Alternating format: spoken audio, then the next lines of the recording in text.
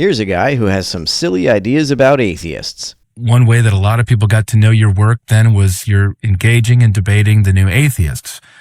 What is it that stands out most to you? What did you learn during that era of engaging the new atheists? Well, I think I learned a lot. Let me just run a few things past you. One of the things I realized very, very quickly that the new atheism was largely based on rhetoric. This is the obviously right view for an intelligent person. You don't think we're right, so you're stupid. There's that kind of highly rhetorical, slogan-driven approach. And I thought, this is intellectual nonsense. But here's what I noticed. Yes, it was intellectual nonsense, but it was influential intellectual nonsense because of the stridency, the certainty with which they asserted it. Imagine having this little self-awareness. A big reason why new atheism got so popular for a while is because religious folks went unchallenged for so long that very few of them ever even bothered to question their beliefs. They had an unearned level of certainty that was merely due to not being exposed to any contrary ideas. And Christopher Hitchens was very, very good at this. And in one of his books, Aristotle says, nothing persuades like certainty. In other words, if you project this aura of being absolutely certain, people will trust you. So that was really very, very important thing to realize for me, because it gave me a way of beginning to challenge this and saying, look, you have subjective certainty, but there's no objective certainty in what you're saying at all. What's objective certainty? Certainty is a doxastic stance that is subjective by definition. That was the first thing. The second thing was this: the new atheism was terribly, terribly good at demanding that Christians prove that their views were right. But there was this kind of epistemic asymmetry here. When you said, well, can you prove your views are right? They would say, no, we don't need to. We're just right. It's obvious. Any intelligent person would think that.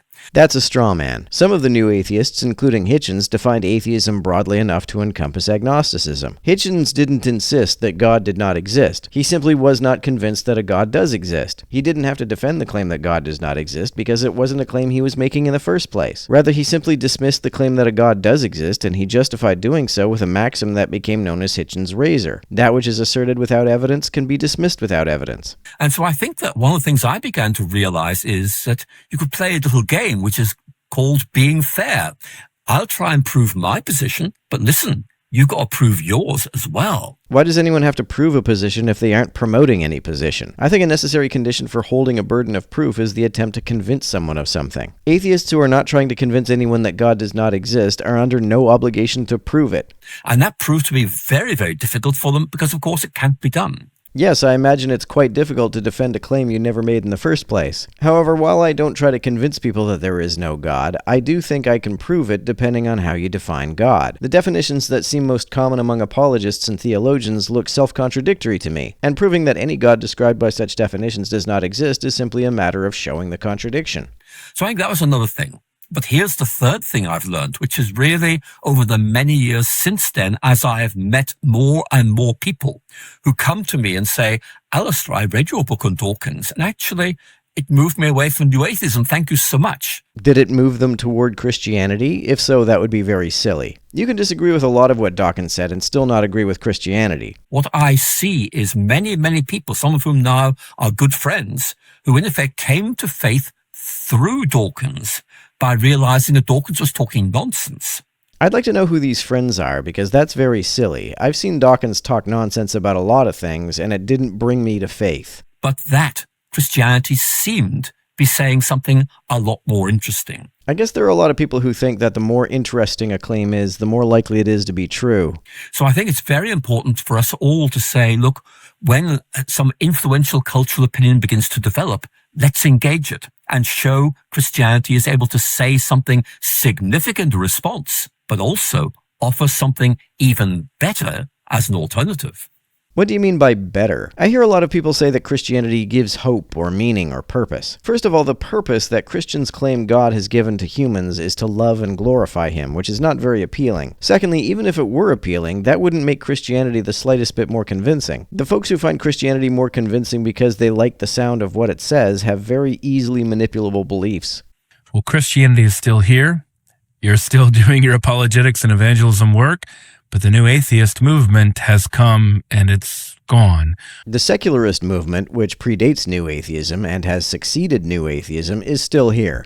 What was it about the new atheism that failed to appeal, especially to younger generations?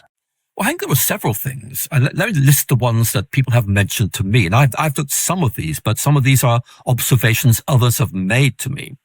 One of them is they were very, very good about fighting among themselves. I mean, we don't think of Christians being very good at that, but actually I'll tell you the new atheism is even better. And really you have some very significant political, cultural, and spiritual disagreements within the new atheism. For example, Sam Harris is into Indian spirituality, and many of his fellow atheists were saying, this is terrible. You are implying that atheism isn't good enough. You have to have something else to meet these spiritual needs. Why do you have spiritual needs? It's weird. I don't recall any atheists ever saying that. Sam Harris is interested in meditation. You don't even have to frame that as a spiritual need. Meditation need not even be a spiritual practice. There is plenty of empirical evidence that meditation has lots of medical and psychological benefits. You don't have to be the tiniest bit spiritual to meditate. So I think that first of all is this fragmentation of the movement. Secondly, there was this growing realization that these guys simply could not prove that their beliefs were right, and people noticed that. What beliefs? What beliefs do you think they were trying to prove? What claims do you even think they were making? And if folks stop taking new atheists seriously because they didn't have proof of their claims, they're going to be sorely disappointed in Christianity. I think that was very, very important. The third point, which is made by many, many new atheists, is if you were choosing people to lead a movement, the kind of people you wouldn't want to lead it would be Richard Dawkins and Christopher Hitchens. In effect, these guys had their own agendas, and in many ways, the movement simply became their reflection. And that, I think, was a very, very bad mistake. But I think most people who come out of the new atheism saying, we were in there for a while, but we realized it was really a big mistake, would say that they were looking for something that was rationally compelling and also that met their deep existential needs. Why do you think they would say that? I've never heard anyone say that they got into Hitchens or Dawkins because they thought new atheism would meet their deep existential needs. Also, given that Christians say that the point of Christianity is to love and glorify God, I can't imagine that meeting any need I've ever had, let alone a deep existential one. And the problem they had with new atheism is, well, if this is right, so what? What difference does it make to the way you feel about the world, to your views about morality? And really, if I can put it like this, the new atheism delivered a worldview which was, in their view, completely rational. But it could not meaningfully engage questions like, what is good? What is meaningful? And I think many people said, well, look, these are big questions. If you can't answer them, we'll go somewhere else. Theism can't coherently answer them either, though. The theist answer to what is good is whatever God says is good. This is entirely arbitrary. Theists think this provides an objective basis for moral judgment, but there is no non-circular reason why we ought to comport ourselves in a way that God says is good. And talk to other people. Let's bridge between that point of your conversion into the new atheism. In decades of apologetics ministry and work and teaching and writing, would you identify as the biggest ways apologetics has changed? Well, I think what has changed to me, most significantly, I think, is that we've moved away from what I might unfairly call kind of hyper-rationalist approach. You prove things are true, to a realization that everything in life that you really value, the belief in God, for example, is not something you can absolutely prove to be true, but is nonetheless absolutely transformative. Sounds like feels over reals to me. This dude previously said that one reason why people abandon new atheism is because they couldn't prove their claims. And now he's saying that his worldview doesn't really have to prove its claims. If it gives you warm and fuzzy feelings, that's apparently all that really matters. And the point I always make now is, look, if the belief matters, you won't be able to prove it's true. And that's true of atheists as well. That's a key thing. Once you see this, then atheism is a belief system. It's a faith. It's not a self-evidently true place. Given that many new atheists defined atheism in such a way as to include a mere lack of belief in God, how exactly is that any kind of belief system, let alone a faith? Also, how do you figure that things that are really important can't be proven? The claims that are most consequential are the ones that allow you to most accurately describe and predict experience. As such, even if they can't be apodictically proven, they are claims with the most clear and abundant evidence behind them. Even if God exists, the claim that he does is one of the least important claims because it's not at all clear that a universe that was was not created by a god would look any different from one that was, especially if the excuses that theists make for the existence of suffering are true. Even if a god does exist, his existence is of no discernible consequence at all. So Hank, if you like, I'm a scientist, so this is a very natural way for me to think. It's about which of the many explanations of our world is the best. And Christianity stands out brilliantly in that way. It stands out as exceptionally inadequate. It's not clear at all to me how a world in which Jesus really rose from the grave would be any different from a world in which Paul and the gospel authors merely came under the false impression that Jesus rose from the grave. C.S. Lewis does this very, very well in Mere Christianity, especially that chapter on hope, where he says, look, there are lots of ways of explaining things, but I think this one's best, and here's why. So if you like, Christians are being very realistic. We can't absolutely prove this. We can give lots of good reasons.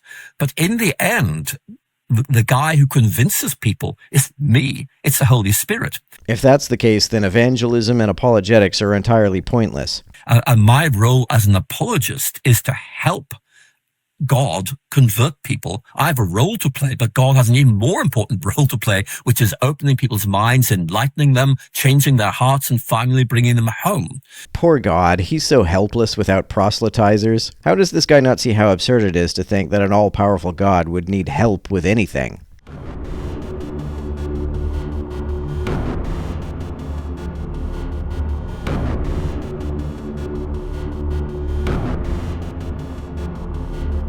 To everyone who helps me out on Patreon, you're a big help. Thanks so much.